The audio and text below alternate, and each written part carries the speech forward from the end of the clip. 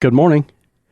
Church of Christ minister Jeff Strite said he read about one little girl who prayed this way: Our Father who art in heaven, hello, what be thy name?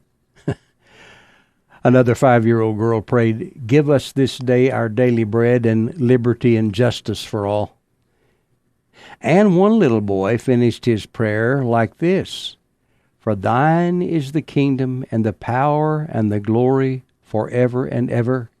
Amen and FM. Someone told about a woman in Michigan who told of watching an elderly woman standing at church with her eyes closed and her hands were raised in prayer and praise. Right in front of her, a 3-year-old stood up in her pew, turned around, and gave the woman a high five. Oh, my. The discussion on the subject of faith and prayer can take off in any direction. Now, faith is the substance of things hoped for, the evidence of things not seen. You know, it's one thing to say we have faith. It's another thing to actually have faith. True faith brings forth action in spite of circumstances or consequences. Faith is described in a twofold way.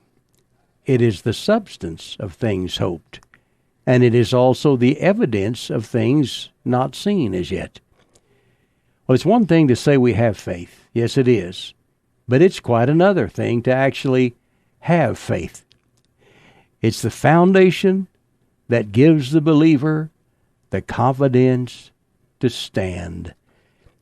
Years and years ago, Hudson Taylor took off in a sailing vessel on his way to China on a missionary voyage. Very close to the shore of the Cannibal Islands, that little ship was caught in a calm. I mean, they weren't going anywhere. They're just drifting. Not a good situation. The craft was slowly getting closer and closer to shore where the savages were eagerly anticipating a feast. Not a pretty situation at all.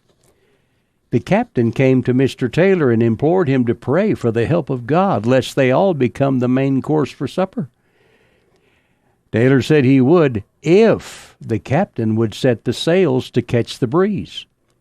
Well, the captain declined to make himself a laughingstock by unfurling the sails in a dead calm.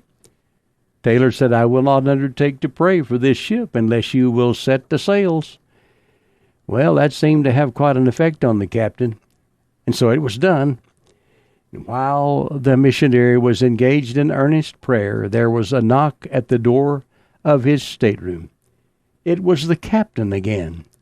He called out to the missionary, Are you still praying for wind? Yes, came the answer from inside. Well, said the captain, you better stop praying. We now have more wind than we can manage. Hey, Captain, what about a high five for that old missionary? I'm Larry Hatfield. Good day.